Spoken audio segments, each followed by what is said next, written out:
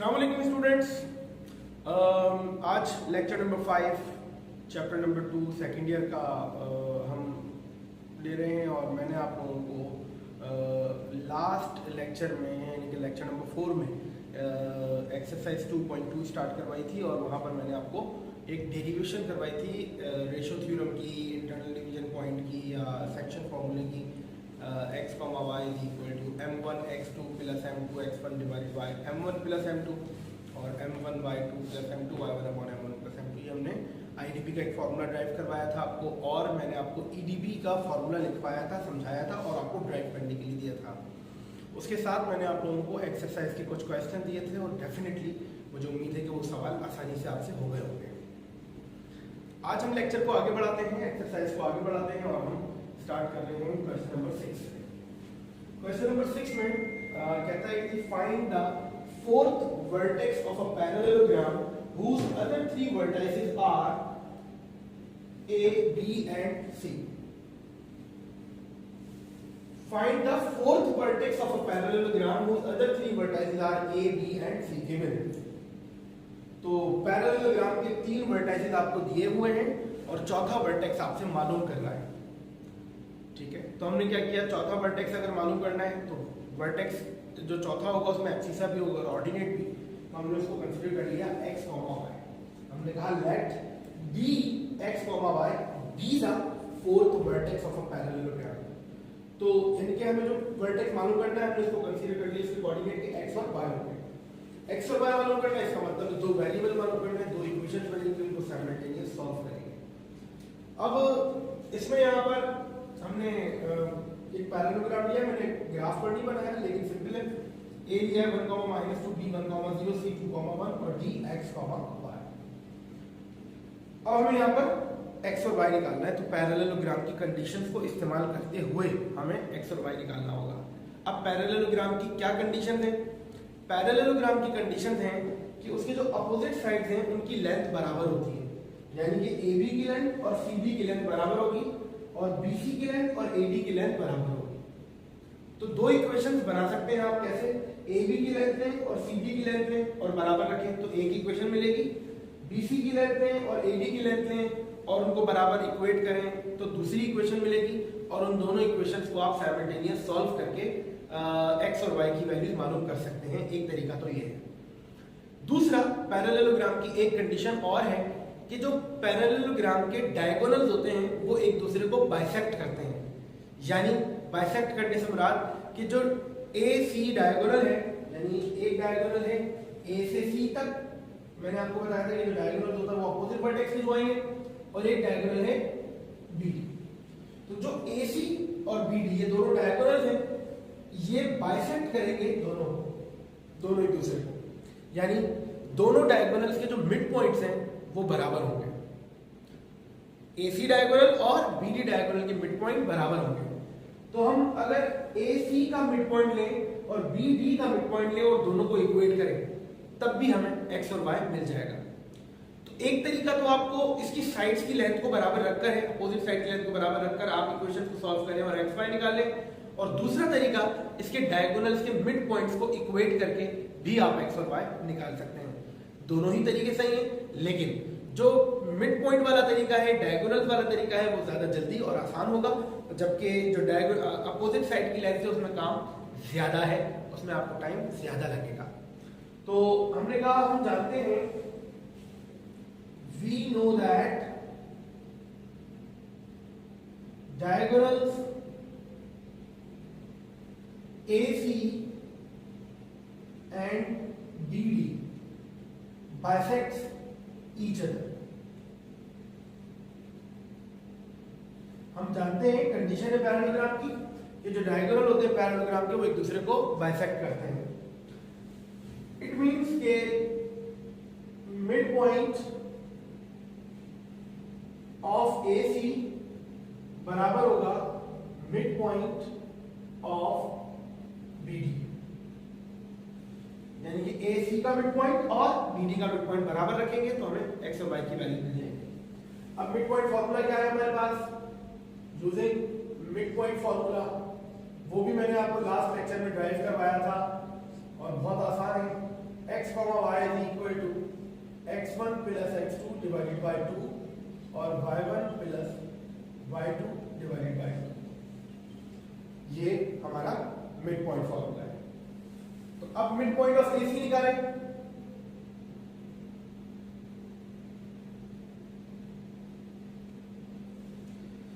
AC का mid point देखें तो x1 प्लस x2 यानी कि 1 प्लस 2 डिवाइडेड बाय 2,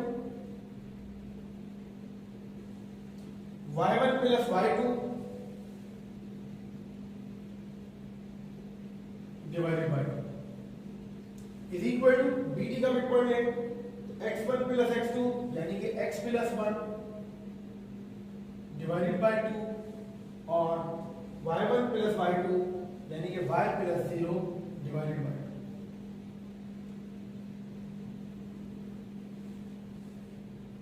तो ये हो जाएगा 3 डिवाइडेड बाय 2 और minus 1 divided by 2 is equal to x plus 1 divided by 2 और y डिवाइडेड बाय 2। ठीक है, अब आप देखें तो दोनों ऑर्डर्ड पेयर्स हैं और दोनों को आप कंपेयर कर सकते हैं by using the equality property कि एब्सिसा बराबर एब्सिसा क्या होगा और ऑर्डिनेट बराबर ऑर्डिनेट क्या होगा। ऑन कंपेयरिंग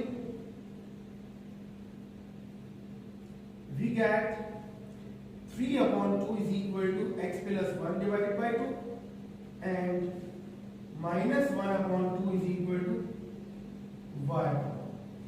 तो दोनों के डिनोमिनेटर कैंसिल हो जाएंगे, सेम है, तो ये बचेगा 3 is equal to x plus 1 यानी कि x is equal to 2।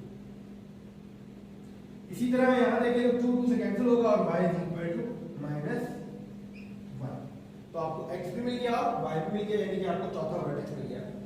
So the fourth vertex is 2, minus। ये आ गया पैरेललोग्राम का चौथा वर्टेक्स। यकीनन आसान सवाल है और बात समझ में आ गई होगी। हमने मिड पॉइंट्स यानी कि डायगोनल्स के मिड पॉइंट्स को यूज करते हुए इसको सॉल्व किया है। अगर हम डिस्टेंस फॉर्मूले को इस्तेमाल करते हैं तो काम ज्यादा होगा, यकीनन इससे 3 गुना ज्यादा काम होगा। तो छठा सवाल जो मैंने करवाया है बिल्कुल इसी तरीके से क्वेश्चन नंबर 7 है, उसमें भी fourth vertex of a parallelogram मालूम करना है जो कि आप लोग खुद करेंगे। आगे बढ़ते हैं और मैंने 6 के बाद डायरेक्ट क्वेश्चन नंबर 17 लिखा है। तो पहले 17 करेंगे फिर वापस हम पीछे आते हैं। उसकी वजह है मेरे हिसाब से अगर मैं ये एक्सरसाइज डिजाइन करता तो इसमें क्वेश्चन नंबर 17 और क्वेश्चन नंबर 19 ये दोनों में 17 और 20 इस तरह से एक और सवाल भी इसी का, तो वो मैं आपको वो बिल्कुल शुरू में एक्सरसाइज में होना चाहिए था, यानी कि इस सवाल को एक्सरसाइज के शुरू में होना चाहिए था। खैर बहरहाल हमारी मर्जी है कि हम कहीं से भी कोई भी क्वेश्चन किसी भी तरह से सॉल्व कर लें अपनी अरेंजमेंट बनाकर। तो मैं अपनी अरेंजमेंट बनाकर क्वेश्चन नंबर 17 पहले सॉल्व करवा रहा हूँ।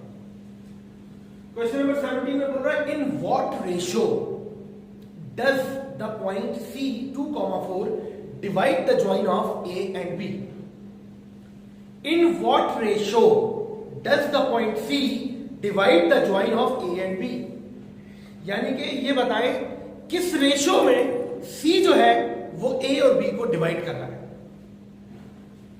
अगर याद करें जो मैंने आपको क्वेश्चन नंबर 1 करवाया था एक्सरसाइज 2.2 का, उसमें सवाल था कि find the coordinates of the point which divide the join of A and B इन 2:5। यानी कि वहां पर हमें पॉइंट ऑफ डिवीजन के कोऑर्डिनेट निकालने थे, रेशो दी हुई थी। यहां पर पॉइंट ऑफ डिवीजन दिया हुआ है, रेशो मालूम करनी है, यानी कि M1 और M2 फाइंड करना है। एक्स वाई यानी कि पॉइंट ऑफ डिवीजन गिवन है, x1 y1 x2 y2 यानी कि जो पॉइंट्स जिनके जॉइन को डिवाइड कर रहा है वो भी गिवन है। We have to find just the ratio, यानी C A और B को डिवाइड कर रहा है कितनी रेशो में, हमने उसको सपोज कर लिया कि वो M1 रेशो M2 में। इट मींस कि हमें M1 और M2 फाइंड करना है। तो definitely using internal division point,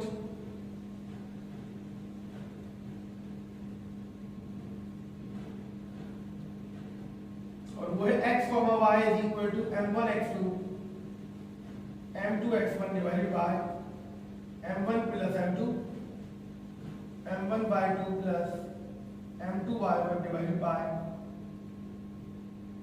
m1/2। बारह किसका फॉर्मूला याद, अगर आप आगे पीछे हो रहे हैं इन फॉर्मूले में बच्चे क्या होते हैं कि 1 2 और 2 1 में कंफ्यूज हो जाते हैं, तो इसलिए आप याद रखें 12 किस, यानी ये पहले 12 है 1 2 और फिर 21 2 1 1 2 2 1, तो याद रहेगा 12 किस। तो m1 x2 plus m2 x1 divide by m1 plus m2, m1/2 plus m2/1 divide by m1 plus m2। अच्छा, अब सवाल ये पैदा होता है कि यहां पर हमें निकालना है m1 और m2। अगर मैं इस पूरे फॉर्मूले को इस्तेमाल करूं तो m1 m2 निकालने के लिए x को इक्वेट करेंगे आप m1 x2 plus m2 x1 upon m1 plus m2 से, और y को इक्वेट करेंगे y1 y2 वाले कोऑर्डिनेट से। लेकिन हमें इस सवाल में रेशो निकालनी है, यानी कि m1 और m2 निकालना है।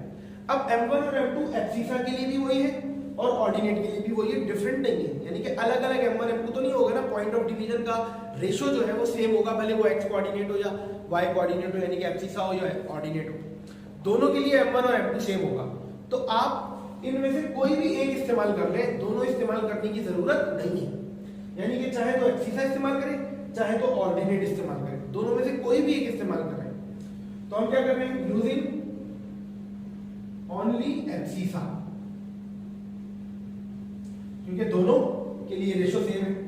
अब मैं ये एब्सिसा के लिए करा रहा हूं, आप उसको घर पर ऑर्डिनेट से करके देखिएगा, दोनों पर आंसर सेम आएगा, ऑब्वियसली सेम आना चाहिए। तो अब एब्सिसा यूज करूं तो m1 x2 plus m2 x1 divided by m1 plus m। अब जो पॉइंट डिवाइड कर रहा है वो कौन है, C। जिन दोनों को डिवाइड कर रहा है वो है 7, 9 और 1, -1, 1।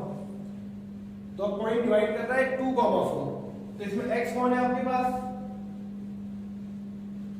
x is equal to 2, x1 is equal to 7 और x2 इज इक्वल टू -1। ये x y, ये x1 y1, ये x2 y2। x की जगह 2 सब्स्टिट्यूट करें, x2 की जगह -1, m2 x1।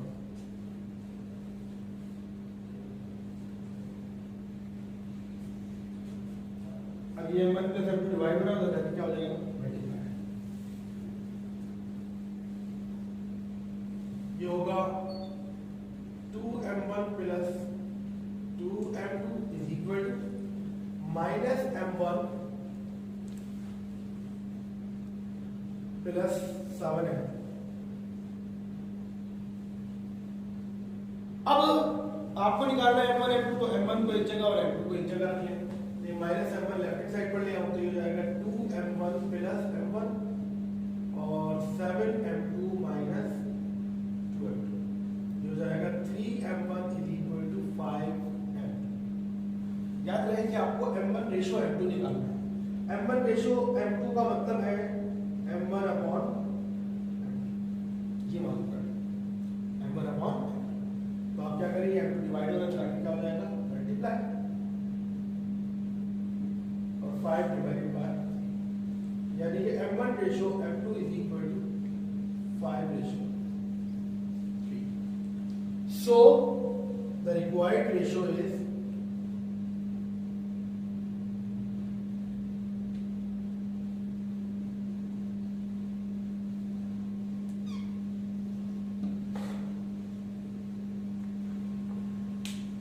यकीनन आप लोगों को ये बात अच्छी तरीके से समझ में आ गई होगी। इस सवाल में नई चीज़ ये थी कि आपको पॉइंट ऑफ डिवीजन गिवन था और रेशो मालूम की थी, और मैंने जो लास्ट लेक्चर में आपको क्वेश्चंस करवाए थे और दिए थे उसमें रेशो दी हुई थी और पॉइंट ऑफ डिवीजन हमने फाइंड किया था, यानी कि हमने x और y फाइंड किया था, और ये सारा डेटा हमें गिवन था क्वेश्चन।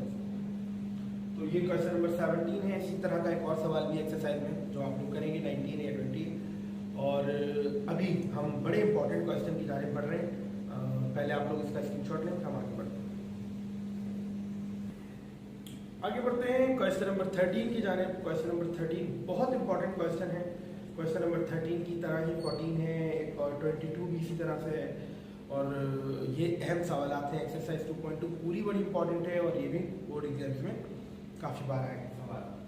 क्वेश्चन नंबर 13 में कह रहा है कि find the ratio in which y-axis divide the join of -5, 3 and 8, 6 and also find the coordinates of the point of division. अगर इस सवाल को सिर्फ हम इतना पढ़ें, फिलहाल सिर्फ इतना पढ़ें, तो ये देखें क्या है, find the ratio in which y-axis divide the join of दो पॉइंट्स. अगर प्रीवियस क्वेश्चन अगर आप देखें तो वहां पर भी यही था, find the ratio in which c divides the join of a and b. तो पिछले सवाल में भी हमने रेशो मालूम किए, इसमें भी हमें रेशो मालूम करनी है. लेकिन पिछले सवाल में और इस सवाल में फर्क ये है कि वहां पर हमें पॉइंट ऑफ डिवीजन दिया हुआ था और यहां पर कह रहा है कि find the ratio in which y axis divide the join, यानी कि a और b के जॉइन को कौन डिवाइड कर रहा है यहां पर, y एक्सिस. जबकि पिछले सवाल में क्या था कि वहां पर पॉइंट ऑफ डिवीजन गिवन था, जो पॉइंट डिवाइड कर रहा था a और b को वो गिवन था. तो हमने तस्वीर बनाई, इसको भी छोड़े निकाल. ए पॉइंट है -5, 3 सेकंड क्वाड्रेंट में होगा, बी पॉइंट है 8, 6 फर्स्ट क्वाड्रेंट में होगा, दोनों पॉजिटिव हैं. ए और बी के जॉइंट को y एक्सिस यहां पर डिवाइड कर रहा है. अब आप जुमला सुनो, क्या बोला था उसने, find the ratio in which y axis divide the join of a and b. यानी कि हमें रेशियो मालूम करनी है कि a और b के जॉइंट को y एक्सिस डिवाइड कर रहा है. इसका मतलब यहां होगा m1 और यहां होगा m, और पॉइंट ऑफ डिवीजन कहां पर है, y एक्सिस पर. यानी कि ये पॉइंट होगा जो पॉइंट ऑफ डिवीजन है C. अब ये पॉइंट ऑफ डिवीजन हमें नहीं पता, और अगर हमें पॉइंट ऑफ डिवीजन नहीं पता तो हम रेशो निकाल ही नहीं सकते. भाई या तो आपको पॉइंट ऑफ डिवीजन दे तो रेशो निकाले, या रेशो दे तो पॉइंट ऑफ डिवीजन निकाले, कोई एक काम तो होगा ना. लेकिन यहां पर आपको ना रेशो दी गई है और ना पॉइंट ऑफ डिवीजन दिया हुआ है, सिर्फ x1 y1 और x2 y2 गिवन है. लेकिन इन एडिशन यहां पर कंडीशन में ये आ गया कि यहां पर जो पॉइंट डिवाइड कर रहा है वो कहां पर है, y एक्सिस पर. अगर पॉइंट y एक्सिस पर है तो y एक्सिस पर एक कोऑर्डिनेट हमें पता होगा, क्योंकि पूरे y एक्सिस पर x की वैल्यू 0 होती है और पूरे x एक्सिस पर y की वैल्यू 0 होती है. इसका मतलब जो ये C पॉइंट होगा इसके कोऑर्डिनेट्स होंगे 0, 1. This is the point of division of A and B. यानी कि ये C पॉइंट वो है जो A और B के जॉइंट को डिवाइड कर रहा है. कहां पर डिवाइड कर रहा है, y एक्सिस. इससे फायदा क्या होगा कि आपको इसका एब्सिसा पता है, यानी कि 0 है, ऑर्डिनेट नहीं पता. अगर आपको पॉइंट ऑफ डिवीजन का एब्सिसा पता हो तो भी आप रेशो निकाल सकते हैं. अगर सिर्फ ऑर्डिनेट पता हो तो भी आप रेशो निकाल सकते हैं. और एब्सिसा और ऑर्डिनेट दोनों पता हो तो हमने देख लिया अभी क्वेश्चन नंबर 17 में कि हम रेशो निकाल सकते हैं. क्वेश्चन नंबर 17 में आपको पॉइंट ऑफ डिवीजन पूरा दिया हुआ था, यानी कि एब्सिसा भी दिया हुआ था और ऑर्डिनेट भी दिया हुआ था, और यहां पर सिर्फ आपके पास एब्सिसा है, ऑर्डिनेट नहीं है.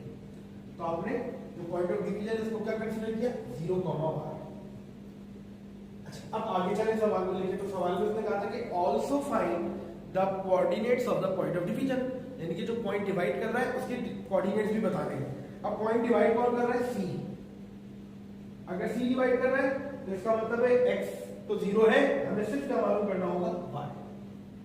लेकिन y जब तक नहीं मिलेगा जब तक रेशो नहीं मिलेगी. इट मींस कि हमें पहले रेशो निकालनी पड़ेगी. तो using IDP x, y is equal to m1 x2 plus m2 x1 divided by m1 plus m2 और m1 by 2 plus m2 by 1 divided by m1 plus m2. m बात ये है कि यहाँ पर हम ये काम भी कर सकते हैं कि पूरे x1 y1 की वैल्यूज रखते हैं और रेशो निकालकर y वाले फॉर्मूले में सब्स्टिट्यूट कर लें, ये भी कर सकते हैं हम. और चाहे तो हम पहले रेशो निकाल लें, x का फॉर्मूला इस्तेमाल करें, रेशो निकालें और y के फॉर्मूले में रेशो को पुट करके y की वैल्यू निकालें. दोनों काम कर सकते हैं. तो बेहतर होगा कि पहले हम रेशो निकालें और फिर हम पॉइंट ऑफ डिवीजन का y निकालें. तो हमने क्या किया, फॉर रेशो, यानी कि मैं ये काम पहले किसके लिए कर रहा हूं, रेशो के लिए. रेशो के लिए मैंने क्या किया, x बराबर लिया m1 x2 plus m2 x1 divided by m1 plus m. अब जो पॉइंट ऑफ डिवीजन है वो है 0 और कॉमा 1। इसका मतलब है x क्या है यहां पर, x1 क्या है हमारे पास -5, x2 क्या है हमारे पास 8, x की जगह 0, x2 की जगह 8, x1 की जगह -5 divided by m1 plus, divide हो रहा है, लेफ्ट हैंड साइड पे जाके क्या हो जाएगा, मल्टीप्लाई खत्म हो जाएगा, बढ़ा दी लो, ठीक है। 8m1 -5 m2 को लेफ्ट साइड पर लिया, m1 अपॉन m2 बराबर हो जाएगा 5 अपॉन 8।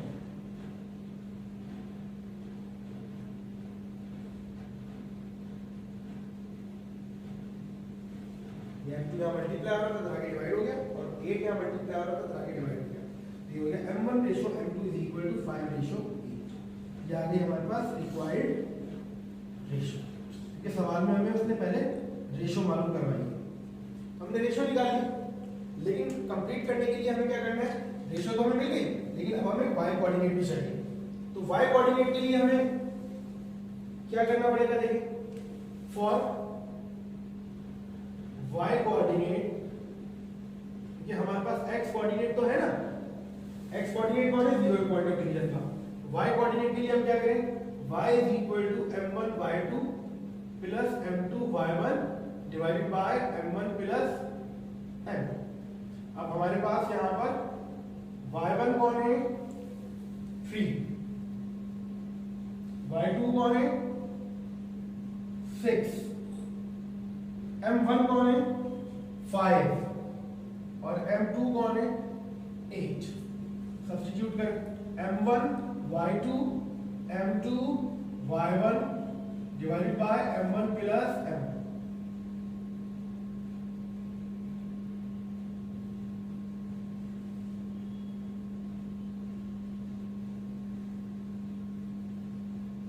ये आ गया आपके पास y की वैल्यू, लेकिन क्योंकि आपको पॉइंट ऑफ डिवीजन चाहिए तो show the coordinates of the point of division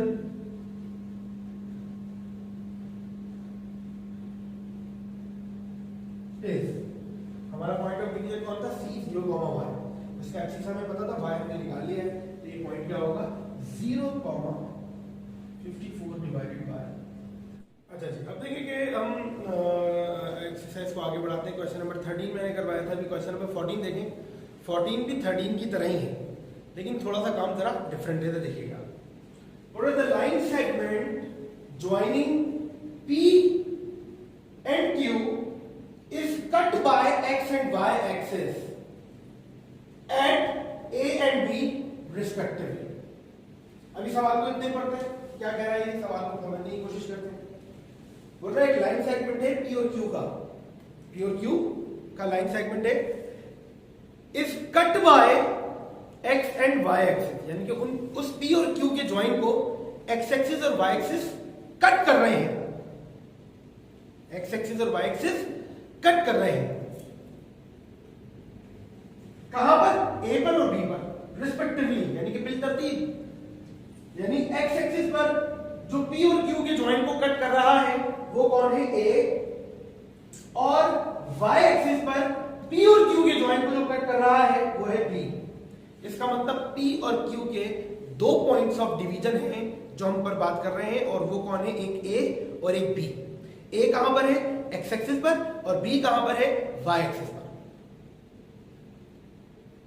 पिछले सवाल में पॉइंट ऑफ डिवीजन सिर्फ एक था जो y एक्सिस पे था, लेकिन यहां पर इसने दोनों का जिक्र किया है कि इस P और Q के ज्वाइन को x एक्सिस और y एक्सिस दोनों कट कर रहे हैं, और वो कहां पर, A और B पर, नाम भी बता दिया उसने।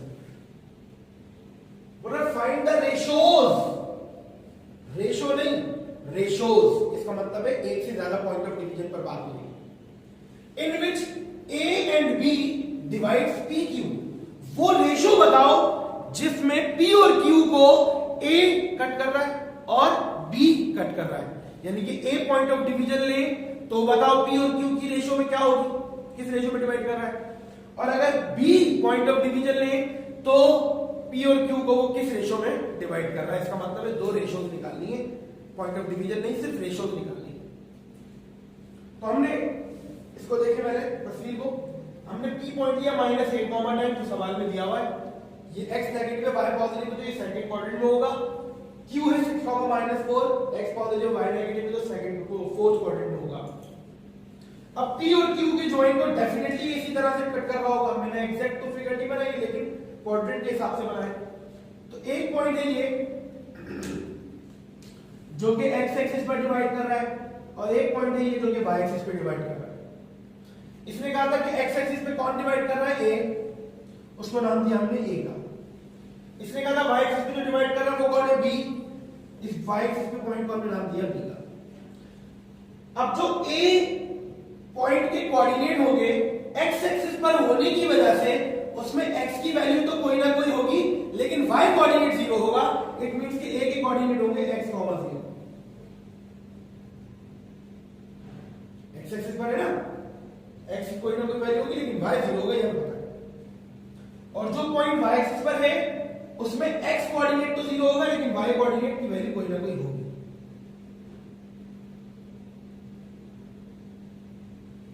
तो ये जो b पॉइंट है ये 0, y, और ये जो a पॉइंट है ये x, y।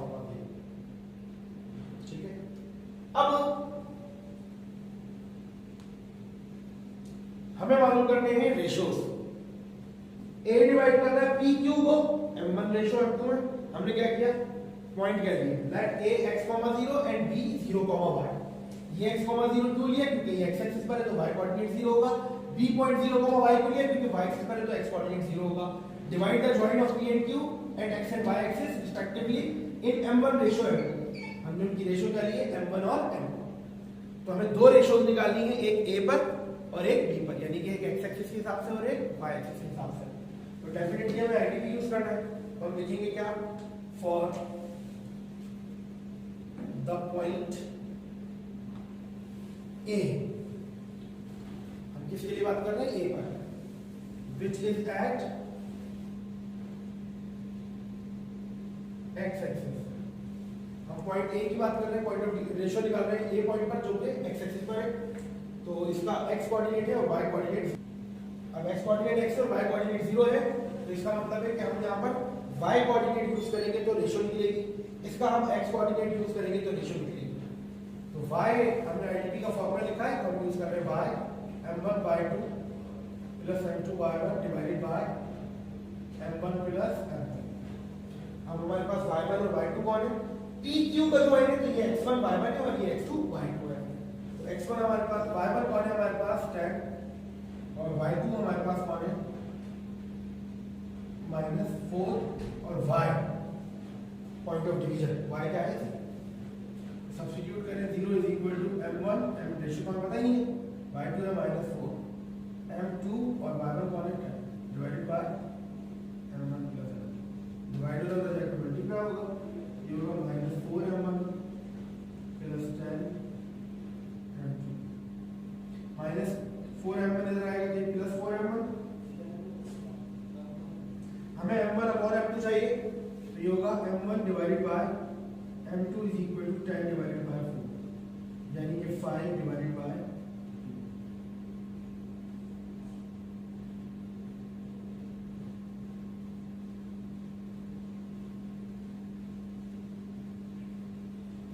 m1 रेशियो, ये रेशियो आई है a के लिए। a जो है वो p और q को डिवाइड कर रहा है 5 रेशियो में। ठीक है। अब हमें मालूम करनी है for the point b,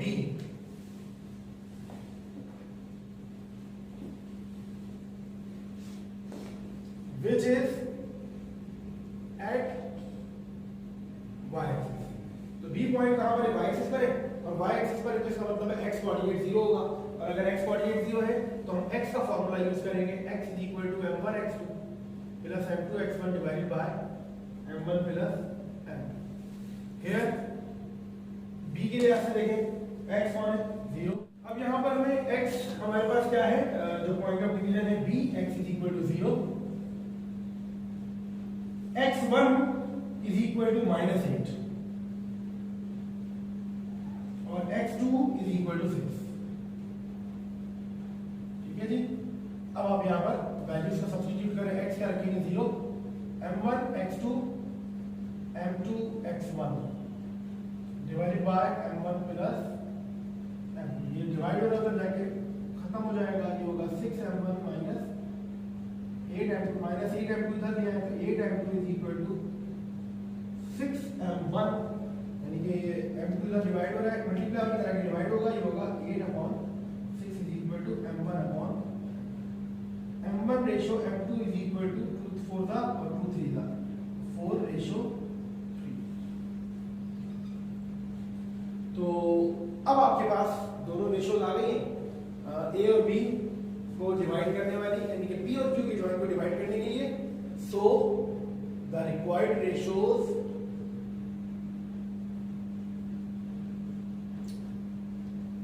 R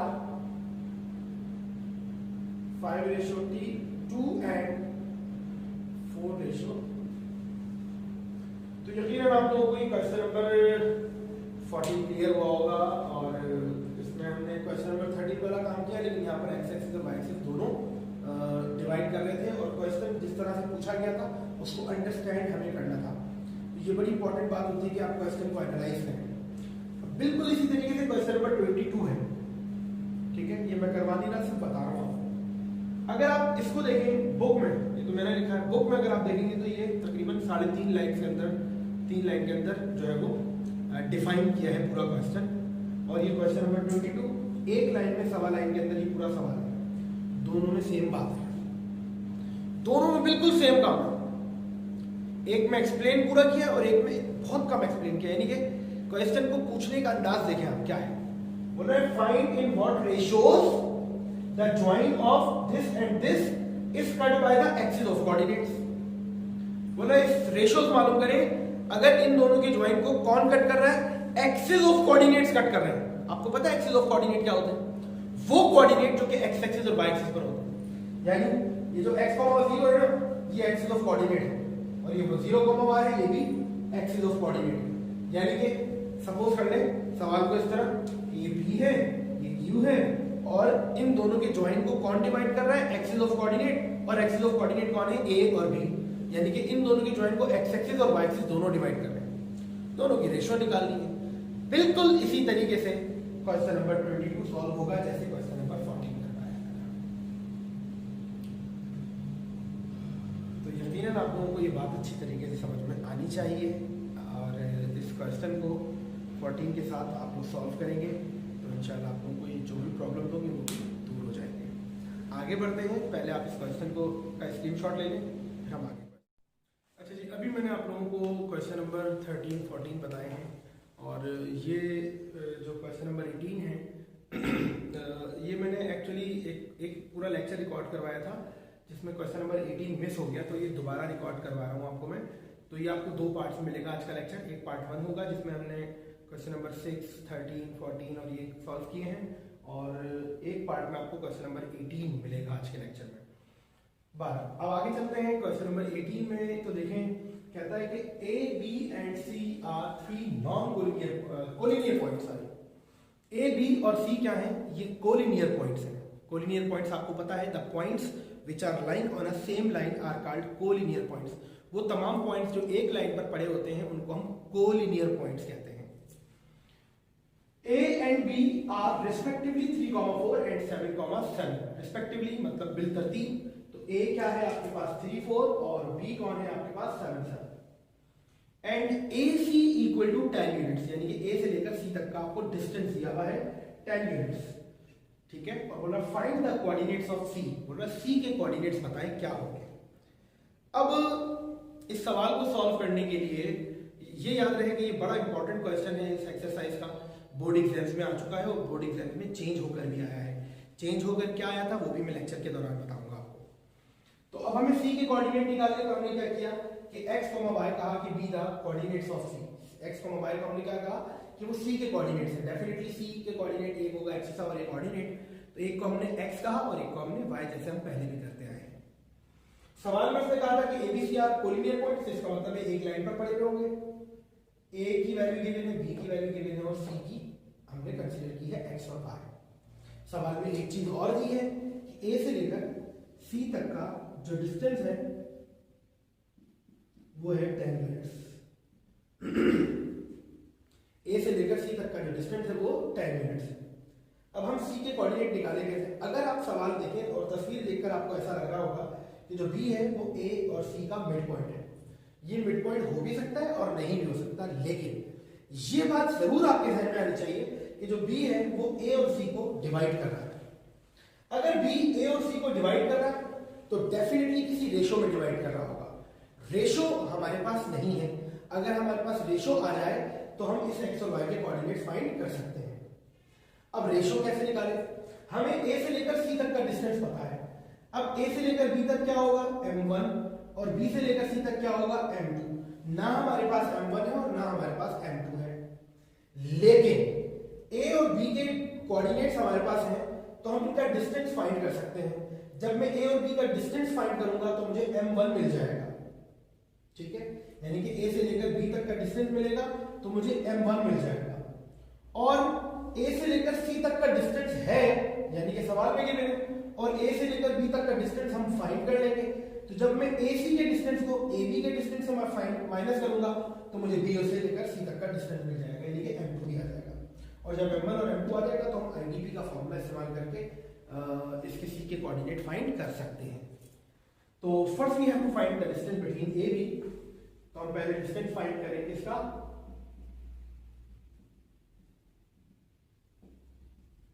A B का।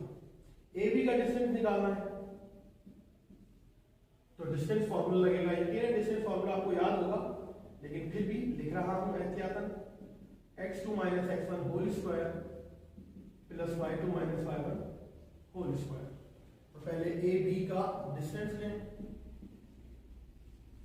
तो ए बी का डिस्टेंस लेंगे तो 7 - 3 होल स्क्वायर और 7 - 4 होल स्क्वायर। 7 - 3 करेंगे 4 का स्क्वायर 16, 7 - 4 करेंगे 3 का स्क्वायर 9, 16 + 9 25 और 25 का स्क्वायर रूट 5।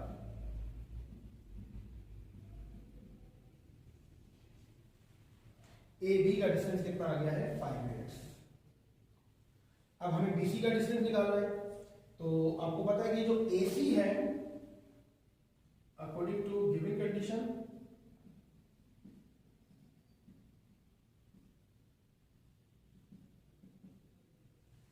AC का जो डिस्टेंस है वो बराबर होगा AB प्लस BC के।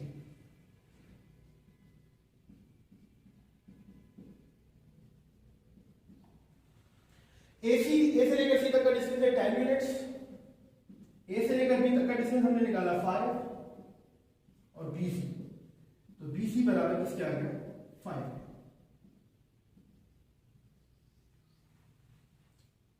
अब जरा ध्यान दीजिएगा, A से लेकर B तक का डिस्टेंस 5 और B से लेकर C तक का डिस्टेंस भी 5, यानी कि here AB is equal to BC। इसका मतलब है AB और BC बराबर आ गए। अगर AB और BC बराबर आ गए इट मींस कि B जो है ना वो A और C को बाइसेक्ट कर रहा है, यानी कि B जो है वो A और C का क्या है? Mid point. It means B is a midpoint of AC। इसका मतलब ये हुआ कि जो B है वो AC का मिड पॉइंट है। अगर B AC का मिड पॉइंट है तो हमें यहां पर इंटरनल डिवीजन पॉइंट का फॉर्मूला लगाने की जरूरत नहीं है। We can directly use mid point formula. तो using mid point formula, mid point formula है x, y is equal to x1 plus x2 divided by 2 और y1 plus y2 divided by 2। ठीक है, अब मिड पॉइंट कौन है? B। किसका? A और C का। तो मिड पॉइंट B है, इट मींस के 7, 7 x, y हो गया। x1 कौन है? 3, x2 कौन है? x, y1 कौन है? 4, वैल्यू कौन है, y, दोनों का मिड पॉइंट हमने निकाला और 7,7 से इक्वेट कर दिया। ऑन कंपेयरिंग, जब हम कंपेयर करेंगे तो 7 बराबर आ गया 3 प्लस एक्स डिवाइडेड बाई 2 के, एंड 7 बराबर आ गया 4 प्लस वाई डिवाइडेड बाई 2 के। 2 7 14 is equal to 3 plus x, यानी कि x is equal to 11। 7 2 14 is equal to 4 plus y, यानी कि y is equal to 10। Now we have x and y. So the coordinates of C are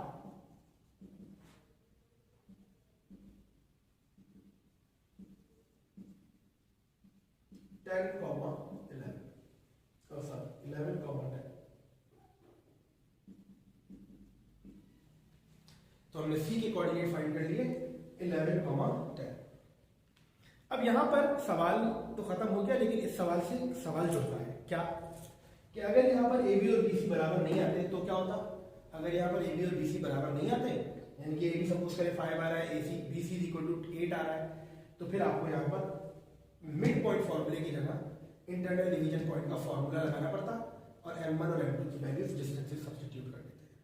ठीक है, तो ये question 18 आपका रह गया था और वो एडिटिंग में प्रॉब्लम आ गई थी, इसलिए ये मैंने दोबारा आप लोगों को करवा दिया है। और पैकेज जो है वो आप लोगों को इस जो मैंने आज के लेक्चर दिया है, आज का लेक्चर जो आपके पास आया पार्ट 1 पार्ट 2 की फॉर्म में, उसका पूरा पैकेज जो है मैं आपको अभी लिखवा रहा हूँ। पहले स्क्रीनशॉट लें, फिर इसका पैकेज लिखवा दूँ जी। ये मैंने पैकेज दिया आपको आज के लेक्चर का। क्वेश्चन नंबर 7 6 की तरह होगा, 11 सिंपल है, 20 17 की तरह होगा, 21 सिंपल क्वेश्चन नहीं होगा तो मैं करवा दूंगा, 22 13 एंड 14 की तरह होगा, क्वेश्चन नंबर 19। ठीक है, ये काम आप लोगों ने करना है। मजीद पैकेज में क्या है कि जो क्वेश्चन नंबर 13 मैंने कराया था वो था विद वाई एक्सिस, आप लोग उसको सॉल्व करेंगे विद एक्स एक्सिस, यानी कि पूरा सवाल वही है, सिर्फ वाई एक्सिस की जगह एक्स एक्सिस करके फिर सॉल्व करेंगे। फिर क्वेश्चन नंबर 18 जो मैंने अभी करवाया उसको रिपीट करेंगे, एक दफा AC is equal to 12 units रखेंगे, पूरा सवाल वही होगा, बस जहां पर AC इज इक्वल टू 10 था वहां पर 12 करके सॉल्व करेंगे।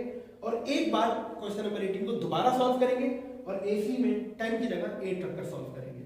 एक एग्जांपल दी है मैंने पेज नंबर 57 पर 1, ये आप लोग सॉल्व करेंगे। आज का काम ये है और मुझे उम्मीद है कि आप लोग ये क्वेश्चन सॉल्व कर लेंगे, और जो नहीं होंगे डेफिनेटली आप मुझसे पूछ लेंगे, और इन सवालों में जो परेशानी है वो आप लोग मुझे व्हाट्सएप के ज़रिए या लाइव सेशन में पूछें, तो जो भी आपकी मुश्किलात हैं वो दूर हो जाएंगी इंशाल्लाह। अपना बहुत ख्याल रखिएगा।